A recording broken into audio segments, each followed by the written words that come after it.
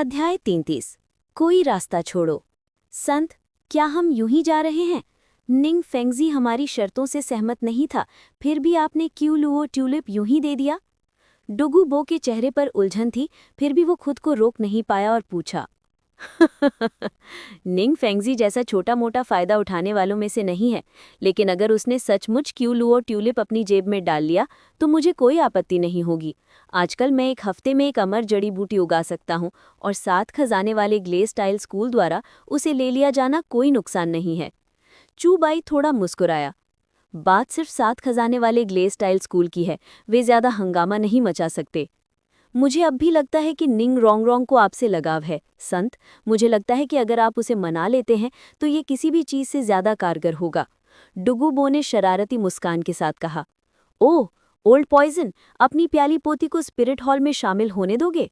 मेरे पास एक अमर जड़ी बूटी है जो उसकी प्रतिभा को निखार सकती है, और अगर वो स्पिरिट हॉल टीम में शामिल हो जाती है तो क्या ये हेवेंडू रॉयल टीम से कहीं बेहतर नहीं होगा? चू बाई ने जवाब दिया। मेरे मन में भी यही विचार आया था। मैं पहले ही स्पिरिट हॉल में शामिल हो चुका हूँ, इसलिए यान का हेवेंडू रॉयल टीम में बने रहना थोड़ा अनुचित है। हालांकि सब कुछ अभी भी उसकी राय पर ही निर्भर करता है। डुगू बो ने अपना सिर हिलाया। वह मेरी सबसे प्यारी पोती है, इसलिए मुझे उसकी राय माननी ही होगी। यह सच है। चू बाई ने सिर हिलाया। हेवनडू शहर, हेवनडू रॉयल अकेडमी। चू बाई डुगू बो के साथ वहां पहुंची। कुछ देर बाद अनोखी पुतलियों वाली एक छोटी लड़की डुगू बो के साथ वहां आई। चू बाई ने उसकी पुतलियों पर ध्यान दिया, जो किसी जहरीले सांप की पुतलियों जैसी थी। पुतलियों का ये अनोखा आकार ठीक इसीलिए था क्योंकि डुगू यान भी विषैले पदार्थों से प्रभावित थी। दादाजी, आप अचानक स्पिरिट हॉल में क्यों शामिल हो गए? क्या स्वर्ग दो साम्राज्य अच्छा नहीं है? डुगू यान ने डुगू बो के साथ चलते हुए पूछा। डुगू बो का चेहरा स्नेह से भरा हुआ था। डुगू यान चाहे जितनी भी शिकायत करे, वो बस मुस्कुराता रहा। तुम जब स्पिरिट हॉल के संत से मिलोगे तो तुम्हें पता चल जाएगा। यान, मुझे लगता है तुम्हें भी स्पिरिट हॉल में शामिल हो जाना चाहिए। कम से कम इस तरह दादाजी तुम्हारी अच्छी तरह से रक्षा कर सकते हैं। डुगू यान ने नाक भौं सी कोड़ी। मैं नहीं चाहती। स्वर्गदू रॉयल एकेडमी स्पिरिट हॉल से कैसे कमतर है? दादाजी, मैं अभी भी तियानहेंग के साथ रहना चाहती हूँ, इसलिए कृपया मुझे मनाने की कोशिश ना करें। दोनों ने चर्चा की, पास में खड़ी चूबाई से बिल्कुल बेखबर। मैं कहता हूँ, तुम दोनों अपने दादा दादी पोते के स्नेह को प्रदर्शित करने के लिए कोई और जगह क्यों नहीं ढूंढ लेते? चूबाई थोड़ा असहाय था। यान, मैं तुम्हें मिलवाता हूँ। चूबाई स्पिरिट हॉल के वर्तमान संत हैं। इस साल इनकी उम्र सिर्फ 12 साल है और ये पहले ही 48वें रैंक के स्पिरिट पूर्वज हैं। डुगू बो ने अपनी पोती से कहा। 12 साल का 48वां रैंक? ये नामुमकिन है। डुगू यान ने अपना सिर हिलाया। ऐसा कोई विलक्षण प्रतिभावान कैसे हो सकता है? क्या दादाजी तुमसे झूठ बोलेंगे? मैंने खुद चूबाई को अपने से कहीं ज्यादा रैंक वाले एक शक्तिशाली विशेषज्ञ को पीछे हटाते हुए देखा है। डुगू बो ने कहा। चूबाई असहाय महसूस करता रहा, अकेला रह गया। ऐसा लग रहा था कि डुगू यान उसे बात करने के लिए ज्यादा उत्सुक नहीं था और वह उससे बात करने को बहुत आलसी था। चेनशेन, जो जीवन भर तलवार के डाव का पीछा करता रहा है, सचमुच अपने नाम के अनुरूप है। उससे लड़कर मैं ज्यादा फायदा नहीं उठा सका। दरअसल रैंक में भारी अंतर के कारण घास चरित्र तलवार कला में अब अपनी पिछली भयानक शक्ति नहीं रही। हालांकि अगर मैं सोल एम्परर रैंक तक पहुंच जाता हूं तो शायद मेरे पास उससे सीधे लड़ने की योग्यता होगी। घास चरित्र तलवार कला की वर्तमान शक्ति के साथ यह एक सोल संत विशेषज्ञ को गंभीर रूप से घायल करने के लिए पर्याप्त है। आखिरकार इस दुनिया में रैंक का अंतर बहुत बड़ा नहीं है। पर्याप्त संख्या में सोल संत एक टाइटल डूलो को भी रोक सकते हैं। अपने रैंक से ऊपर लड़ने में बहुत ज्यादा दबाव नहीं होता है। डायरी देखने वाले सभी अवाक रह गए। बड़े भाई, आप केवल एक सोल एंसेस्टर हैं। क्या आप एक सोल संत को हराने में सक्षम होने से संतुष्ट नहीं हैं? आप एक टाइटल डूलो को द्वंद्व युद्ध के लिए चुनौती देने चले गए। क्या आप कृपया करके दूसरों के लिए कोई रास्ता छोड़ सकते हैं? निंग फेंगजी को भर्ती करना वास्तव में इतना आसान नहीं है।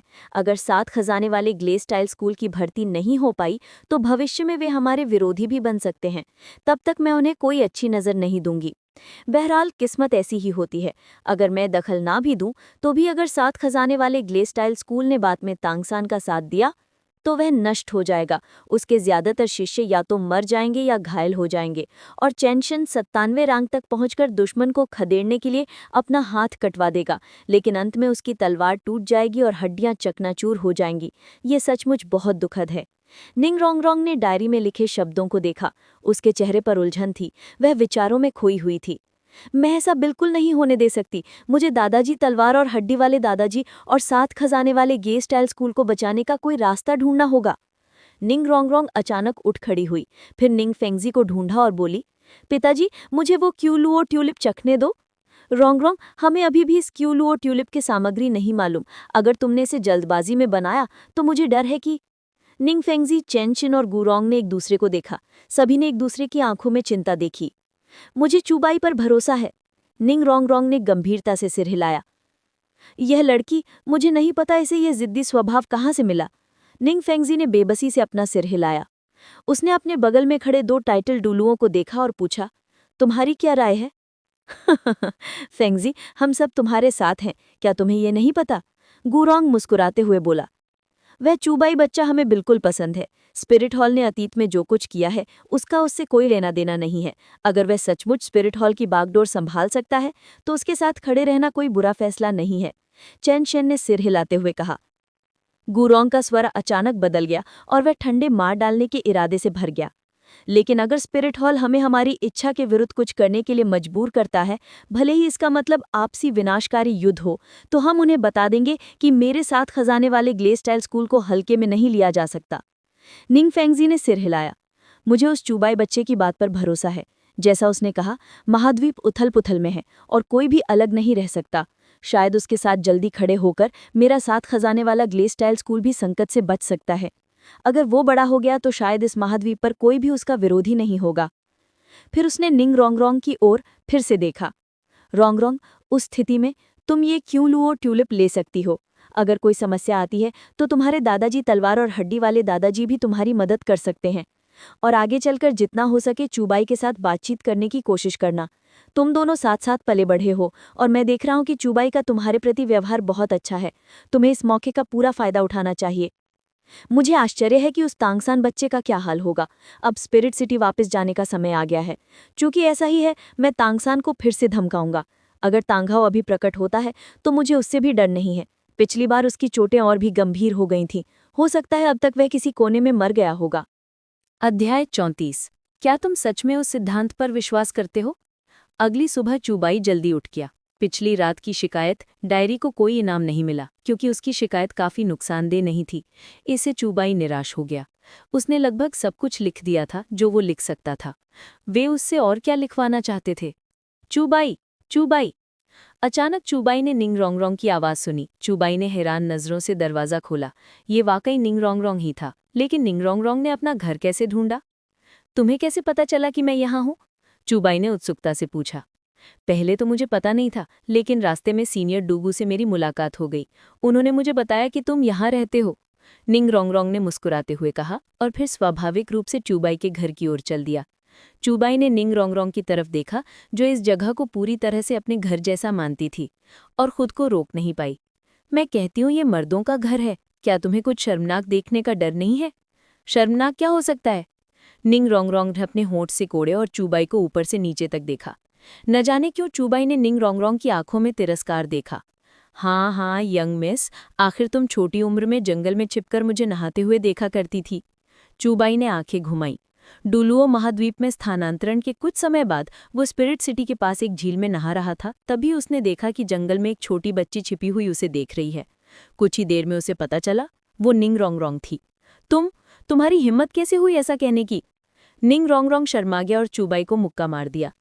फिर निंग रोंगरोंग ने अपनी मुस्कान वापस खींच ली और चूबाई से कहा, चूबाई, मैं तुम्हें ये बताने आई हूँ कि मेरे पिता तुम्हारी शर्तें मान गए हैं और मेरी आत्मा वास्तव में 9 खजानों वाली चमकदार टाइलों वाला शिवालय बन गई है। निंग रोंगरोंग ने अपनी आत्मा को मुक्त कर दिया।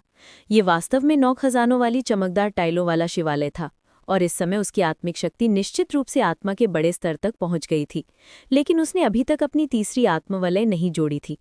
तो चलो एक सुखद सहयोग करते हैं, चूबाई ने मुस्कुराते हुए कहा और सिर हिला दिया। उसे इस परिणाम से कोई आश्चर्य नहीं था।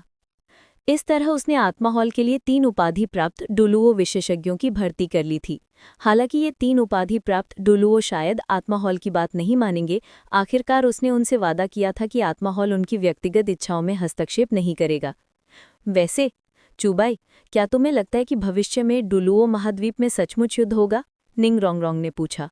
बहुत लंबे समय तक विभाजित रहने के बाद अगर एकीकरण जरूरी है तो स्वाभाविक रूप से एक युद्ध की नींव रखनी होगी। चूबाई ने हल्की सी आह भरी। लेकिन अगर शांति वार्ता संभव हो तो रोज कौन लड़ना चाहेगा? क्या तुम सचमुच युद्ध को एक खेल समझते हो? युद्ध में जीत अक्सर अनगिनत लाशों और अनगिनत परिवारों के बिखराव के साथ होती है। लेकिन दुर्भाग्य से डुलुओ महाद्वीप के लिए केवल युद्ध ही सब कुछ हल कर सकता है। फिर चूबाई ने डुगू बो को मिला और उसे बताया कि वो थियान 2 शहर छोड़ने वाला है। डुगू बो ने सोचा कि चूबाई चाहता है कि वो उसके साथ स्पिरिट हॉल जाए, लेकिन बाद में उसे एहसास हुआ कि चूबाई का ये मतलब नहीं था। चूबाई ने डुगू बो को एक अमर जड़ी बूटी दी और उसे डुगू यान को देने के लिए कहा। खैर, अब वो इसकी अनंत काल तक खेती कर सकता था, इसलिए उसने अमर जड़ी बूटी सबके लिए उपलब्ध करा दी।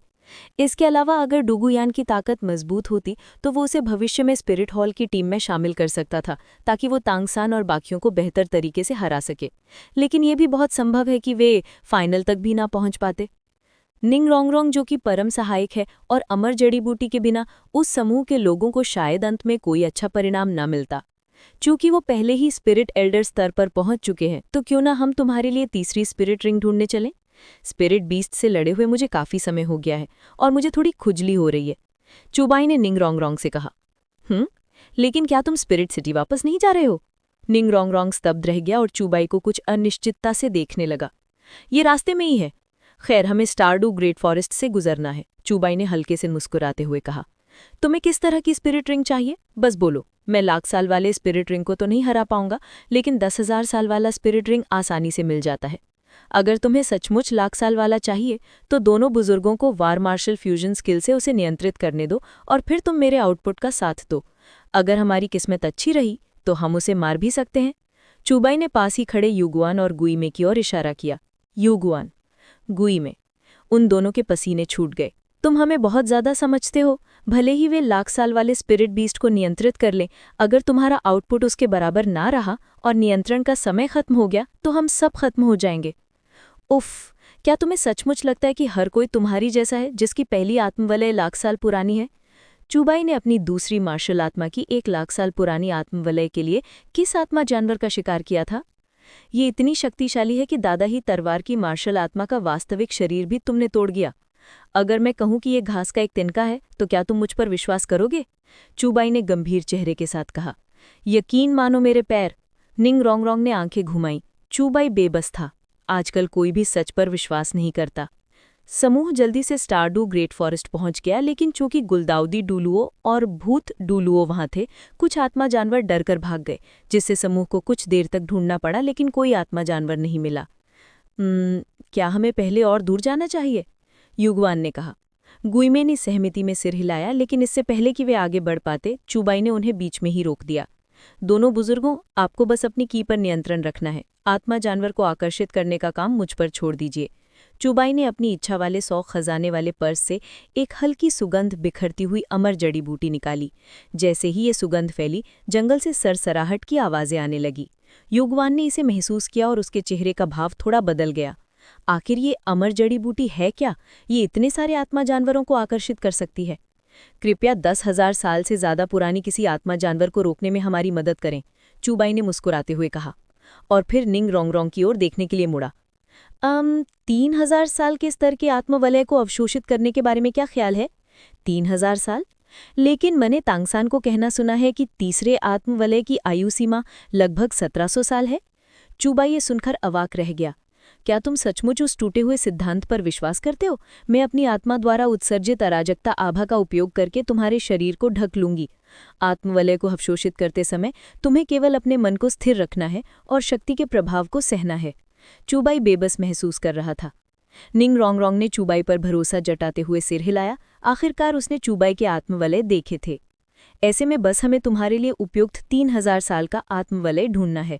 चूबाई ने पंगु कुल्हाड़ी बुलाई और अपने शरीर में शक्तिशाली आत्मशक्ति मुक्त की।